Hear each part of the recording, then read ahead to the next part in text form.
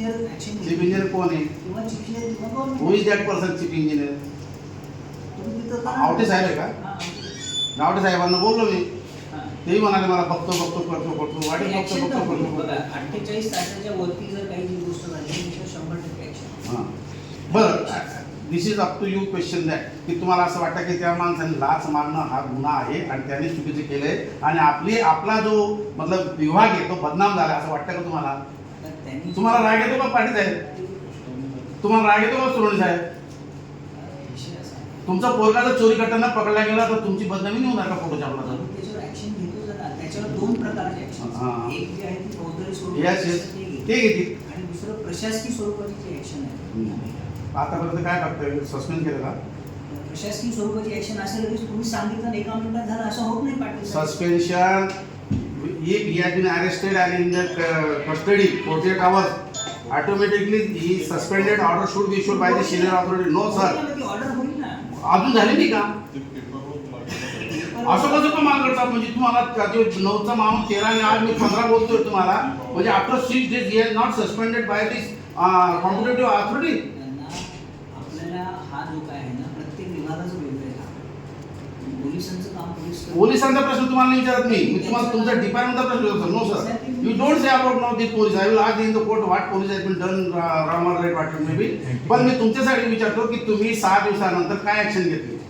13 तारखेला रिपोर्ट आला. 13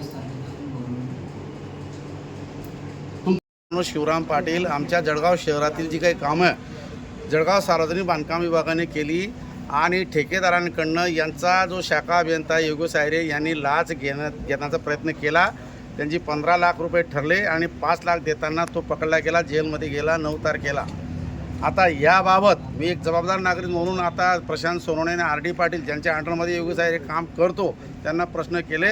कारण योगेश आयरेने सरळ आर डी पाटलांचं नाव घेतलेलं आहे. तर याच्यामध्ये आर डी पाटील आणि प्रशांत सोनवणे यांचा हा नियोजित भाग आहे. लाच मागणे आणि लाच जमा करणे आणि ते मंत्र्यांना पोचवणे. आणि म्हणून मला त्याचा राग आला की आपल्या हरामखोर मंत्र्यांपर्यंत आपले हरामखोर कर्मचारी लाच पोचवतात. बरं, याबाबतीत जे असे की प्रशांत सोनवणे म्हणे की त्याने पडवारी लाच घेतली, आमचा काही संबंध नाही. आर डी पाटील म्हणे मला काही विचारून त्याने लाच मागितली नाही.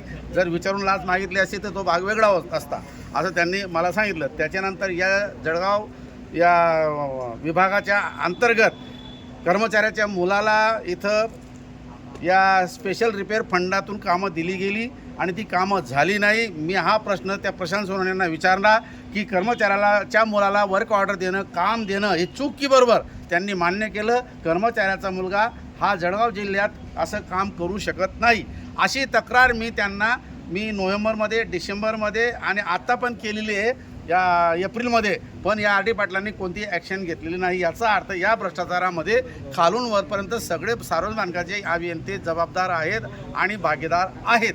आणि म्हणून आज एक प्रश्न विचारला. आणि त्याचप्रमाणे वर्क ऑर्डर जी काही होते ती वर्क ऑर्डर यांनी ऑनलाईन टाकली गेली पाहिजे. प्रत्येक माणसाला इझिली अवेलेबल झाली पाहिजे असं मी सूचना केली. त्याचप्रमाणे वर्क ऑर्डरमध्ये या लोकांनी त्याच्यामध्ये जॉमेट्रिकली डायमेन्शन्स लिहिले पाहिजे. म्हणजे रस्त्याची लांबी, त्याची रुंदी, त्याची खोली आणि कामाचा प्रकार म्हणजे डांबरी किंवा सिमेंट असं सगळं मेन्शन केलं गेलं पाहिजे. ते म्हणे ते पॉसिबल नाही असं चुकीचं उत्तर दिलं.